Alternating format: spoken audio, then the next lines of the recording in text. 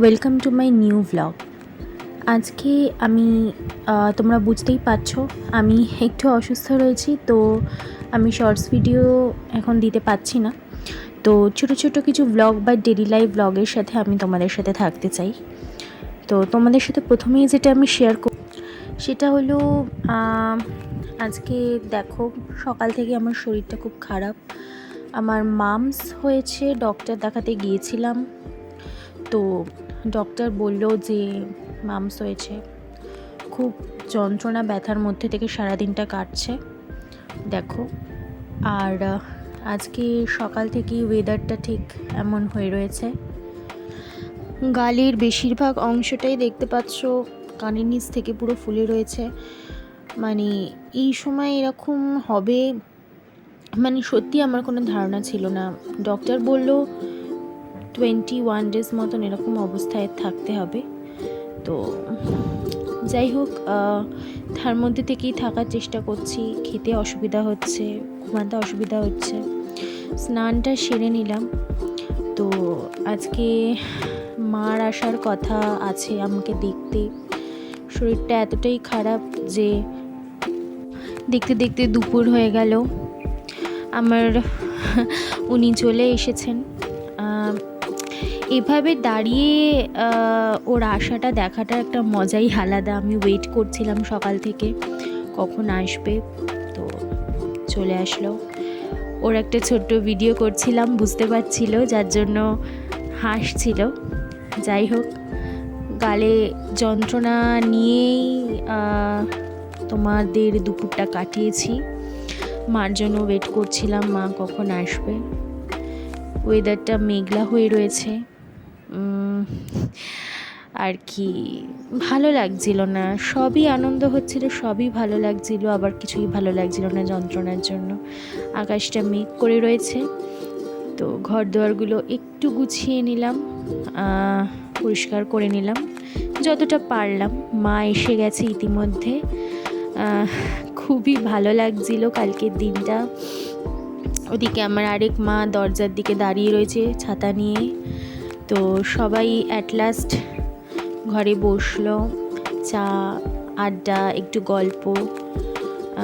মার আস্তে আস্তে বিকেল হয়ে গেছিলো, 5টা 5:30।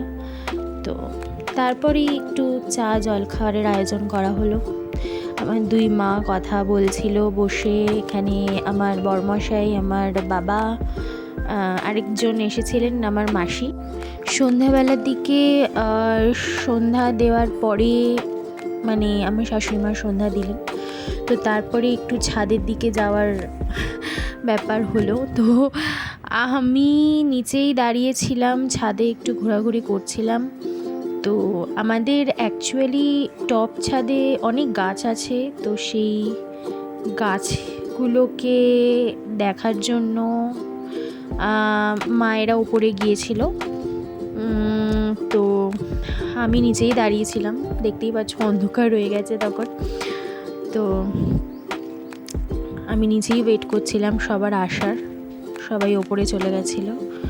তো তার মাঝখানে আমি একটু অপেক্ষা করে নিলাম। যাই হোক, সবাই তারপর ওপর থেকে নিচে নামলো।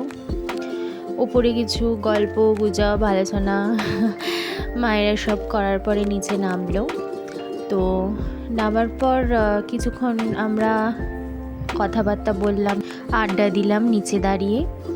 তো মা একটা কি বলার চেষ্টা করছে, আবার এই মাও কিছু বলার চেষ্টা করছে। যাই হোক, তো তারপর খানিকক্ষণ দাঁড়িয়ে গল্প করলাম আমরা। তো বেশ ভালোই লাগছিল সন্ধ্যাটা, তার সাথে মুখেও যন্ত্রণা করছিল। তারপরে মা বেরিয়ে গেল, বাড়ির দিকে রওনা হলো। দেন আমরা দুজন মিলে হেঁটে হেঁটে হেঁটে হেঁটে একটু পার্লারে যাওয়ার ডিসিশন নিলাম, কারণ অনেক দিন বাড়িতে ছিলাম। তো একটু আইব্রো করার ইচ্ছায় ছিলাম। যাই হোক, এখন তো একা একা যেতে পারি না। তো দুজন মিলে একসাথে আর কি যাচ্ছিলাম। রাস্তাটার অবস্থা খুবই খারাপ ছিল, কারণ একটু বৃষ্টি বৃষ্টি মতন হয়েছিল। যাই হোক, ওর হাত ধরে কোনো মতে আর কি কষ্টে সৃষ্টে দুজন মিলে হেঁটে হেঁটে হেঁটে হেঁটে গেলাম। আমি তো এখন বলতে পারো তোমরা হাঁটতে খুব কষ্ট হয়, মানে তাড়াতাড়ি হেঁটে যাতায়াত করতে পারি না। তার মধ্যে আমাদের এই দিকের রাস্তাটাও খুব খারাপ অবস্থায় রয়েছে, মানে কনস্ট্রাকশনের কাজ হচ্ছে, তোমরা দেখতেই পাচ্ছ। তো যাই হোক, খুব কষ্ট করে কাদার মধ্যে থেকে পা টিপে টিপে গেলাম, কারণ স্লিপারি রাস্তাটা, তার মধ্যে জুতোটাও পুরো কাদা কাদা হয়ে গেল।